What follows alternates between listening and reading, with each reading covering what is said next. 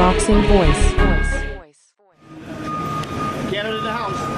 Yes, sir. Yes, guys. Thank you. It's an honor to be here. What a great fight. A lot of respect to Rosado. He showed a tremendous amount of heart. I had an extremely good preparation to fight him, and to come in this fight is surprising. I didn't think we would make it that far, but hats off to him. He's a hell of a fighter, and Brooklyn's a great city. It's an honor to be fighting here in the Barclays Stadium. I hope you all enjoyed it before the holidays. What made it difficult for you to try to get him out of there? You said that you thought he would get him out of there earlier, but more game than you thought? No, he played. It's hard to knock out a guy who's trying to survive, but he played his game. He played his game right. He covered up. He knew if he was going to exchange with me, it wasn't to his advantage. So he played his cards right, and he did what he had to do, and it lasted the amounts of rounds that it lasted. I knew after the 7th round when I started getting him with some solid shots, he didn't want to be in there. But respect to him, he stayed till the 10th round. Very tough guy. Did you not respect his power at all in this fight? Did I not respect him? I don't mean no disrespect, but his power wasn't bothering me at all. I'm in very good shape, and I was ready to just bring everything that I had towards him, and my power was much superior than his. As you slowed up a little bit, was that your patience or him being tired? My patience was the key. It broke him down. He didn't want to. He thought I was going to gas out, I guess, in the later rounds, but he saw that I wasn't gassed. I was explosive from the first round till the 10th round. If I had to be in the 12th round, I was in great shape. There was no problem for me. You seem to be toying with him at times. You stuck out your tongue a few times, smiled at him when you caught him with a counter shot. Were you just having fun in there? Did you know that there was no way he could beat this fight? I never stuck out my tongue, but I was having a great time in there. I owe him a lot of respect. He showed tremendous amount of heart, but I was having fun in there, and I wasn't really looking for the knockout because I knew his game plan, and he was playing a lot of defensive. So I was just jabbing in there, and when my shots were coming out, I was landing them. That's what I did, and I gave you guys a good show. I hope you enjoyed it. What's next? What's next now? The name that comes up all the time is Triple G. And I heard you called him out in the ring, so is that an immediate thing that you wanted? I mean, guys, I don't care about Triple G. I don't care about these guys.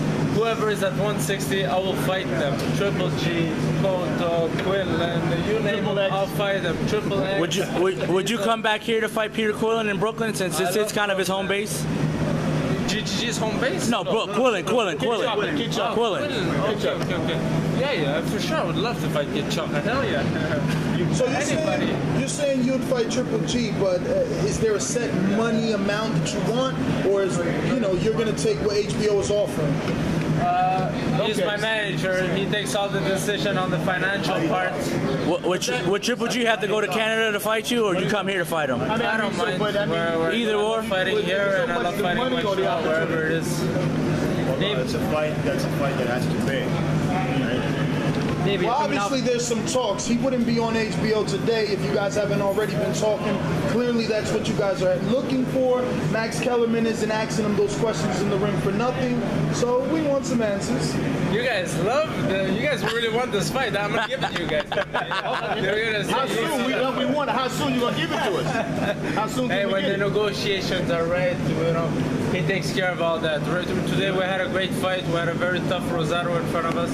And now it's the holidays, we're just going to go home and relax, and then we're going to see who we fight. I'm ready to fight GGG, Before whoever Triple it G, is. would you like to have a little chocolate instead? I'd love to have chocolate or vanilla or whoever you name them, I'll have them. David, coming out. Has anybody approached you about have any little guys approached you? Cotto, Canelo? I don't think they want to approach me, but I don't know. I don't think so. Have they approached me? That's the right answer. We didn't want to fight Rosado. We wanted those guys, but we have to go through the step. Yeah. And why would they want to fight him? It's so dangerous.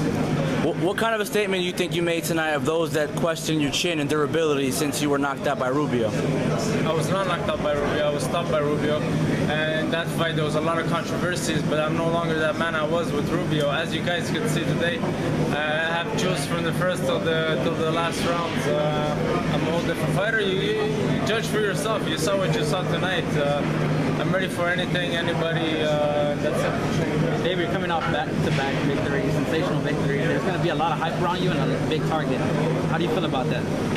I'm ready, you know. Like I said, I'm ready to be a world champion. I'm ready to fight anybody at 160. So whatever they bring out, I'm going to prepare for that kind of a fight. And for sure, there's steps to take in life. I'm 25 years old. You know, I want to take the right steps, the right decisions. I want to stay a champion a long time. I have the best manager in the world for that, and together, you know, we're a strong team, and we'll take whatever fight we have. I'm perfectly confident in fighting anybody at middleweight. Were you prepared to chase him around the ring tonight, and is that why I've seen, not that I've noticed in the last few fights, but you were heavily invested in the body in the later rounds? Yeah, I got a few blisters on my feet right now from running after him, but I knew he was covering up well to the head, so I said let me Tyson his style, body and uppercut to the head. But you know, he played his game right, and he showed a lot of great skills out there. I'm very impressed by Rosado. What do you think of the stop? I was a bit disappointed because I really wanted him to stop him. I really wanted, but You wanted to score a knockout. yeah, but he didn't want to be in that ring after. Towards the end of the round, you guys saw it. He was on the ropes and he was just waiting for a moment. You know, but I wanted to make it crystal clear that he quit. But you know, this is boxing, and that's a decision I had to do. So the referee saved him, and this is it. But you know, respect to him. He's a very good fighter and a lot of heart. This guy's a very tough guy. Very good fighter. There's a few times when you got hit pretty hard by Rosado. How would you rate his power, like the other fighters that you faced? He's got good power. He's a respectable kind of guy. But it didn't bother me a bit. David, if you could have one name to call out, who would you want to fight? If it could be a dream fight. Man, I don't watch too much boxing. I don't even know these names. He knows probably better than me. Who do I want to fight? Canelo, Cotto, You just said it, Canelo. Those are nice names. Those are some nice names, yeah. Whoever. You got the money, we'll fight. Yeah, no problem. Alright, sounds good. Happy holidays. The Boxing Voice.